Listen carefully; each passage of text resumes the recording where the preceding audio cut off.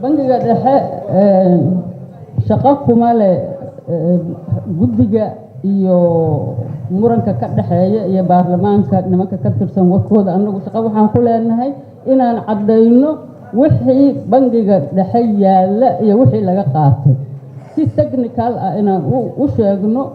intaas keliya waaye annaga hawsheenu intay ku egtahay.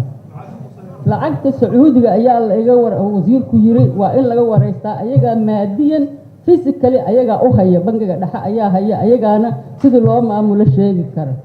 waxaan jeclahay baarlamaanka sharafta leh inaan la wadaago lacagtaas sida ay ku timid iyo sida ay ku baxday iyo hadday wax ka yaalin iyo haddaysan ka oolin. lacagtaas 50 milyan ah waxay soo gashay bangiga dhexe bishii September 2017.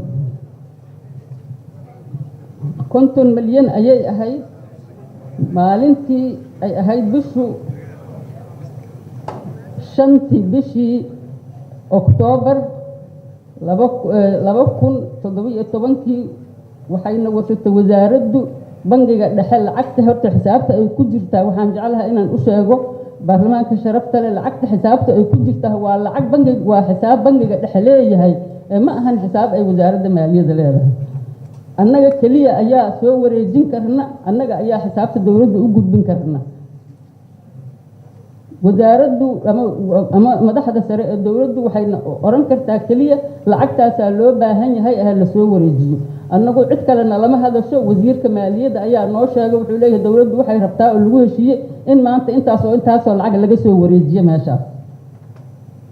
5 bishii October lacagta waa idiin sheegay horey, waxaan idin yidhi September ayay soo gashay. 5 bishii October wasaaradda amar ayaa nooga yimid nala leeyahay 10 milyan ka soo wareejiya lacagtaas waxaad ku shubtaan khasnada dowladda. waa fulina amarkaas, waa ka soo wareejina xisaabtayada dibadda 10 milyan waxaan ku shubnay khasnada dowladda 5 bishii October 2017. waxaa u haray dowladda khasnada, waxaa ugu haray xisaabteena dowladda 40 milyan. bishii 20 bishii 11 wasaaraddu amar kale ayayna siisay, waxayna tiri waxaad noo soo wareejisaan 6 milyan waxaadna ku shubtaan khasnada dowladda dhexe.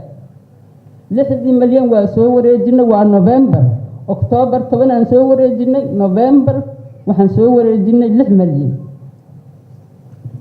wuxuu nagu soo noqdeen wasaaraddu waxay nagu soo noqotay isla November bishii 20keeda ayadoo ah waxayna yiraahdeen 4 milyan soo wareejiya. haddana 4 milyan ayaan soo wareejinay khasnada dhexe ayaan ku shubnay 20 bishii 11 2017. dowladdu waxay nagu soo noqotay bishii December 24 bishii December 2017 waxayna yiraahdeen waxaad soo wareejisaan 10 milyan. waa soo wareejinay khasnada dowladda dhexe ayaan ku shubnay 24. halkaas waxaan ku soo wareejinay 30 milyan.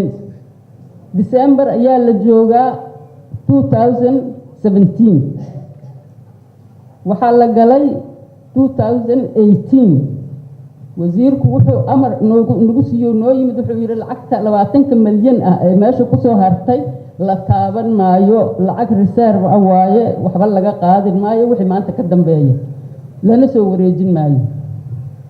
lacagtaasi meeshaas ayay isaga jirtay. 20 milyan ayaa ku jirta. annagu xisaabaadkeen wax qarqarsan ma ahan, kulligooda dhan waxay ku dhigan yihiin dokumenti ay leeyihiin. xisaabta waxaan tusi karnaa cid allaale cidii rabtoo noo timaada. 20 milyan ayaan ku haynay sanadkan 2018 oo dhan. markii la gaaray mar dhow oo ah 27 bishii 9 Septemberkii hadda la soo dhaafay ayaa wasiirku wuxuu noo soo diray amar halkaan ku jira aan ku hayno oo leeyahay waxaad soo wareejisaan 5 milyan. lacagtii ka soo wareejiya mushaaraadka ayaa kala go'ay, xoogaa dhibaatadaasaa na qabsatay lacagtaas inaan la taabto lama rabin laakiin hadda waa qasbannahay ee 5 milyan soo wareejiya 5 milyan waa soo wareejina dokumentigiisu waa halkaan u yaallaa ciddi rabta waa la tusayaa khasnada dowladda ayaan ku subnay mushaaraadka bixintiisa aan bixinayna ayaan u isticmaalnay annagaa bixina mushaaraadka annagaa ku darnay waxaa ka soo harta lacagtaas 15 milyan 15 milyan xisaabta bangiga dhexe ayay ku jirtaa halkayna ku qoran tahay ciddi rabtana waan siinaynaa 15 milyan weli way taallaa external account government external account xisaab la yiraahdo ayaa ka furan bangiga oo aan dawladda ugu sheegna lacagaha ayagu ay leeyihiin oo xisaabteena ku jirta inta ay dhan tahay maanta xisaabta lacagta ku jirta oo ay leedahay wasaaradda maaliyadda external account ay leedahay waa 16 milyan iyo 640 15 milyan waa midii lacagtii Sacuudiga ka hartay laba lacagood oo kala ku jira oo laba hay-adood oo mashruuca oo wasaaradda ay leeyihiin 16 milyan iyo 400 saasay ku noqotay lacagta Sacuudiga ka timid 15 milyan oo ka mid ah weli bangiga dhexe gacantiisa ayay ku jirtaa 35 milyan oo kalena sidii loo bixiyay waa idin sheegnay intaas ayaan ka ognaa anagu intaasaan sacab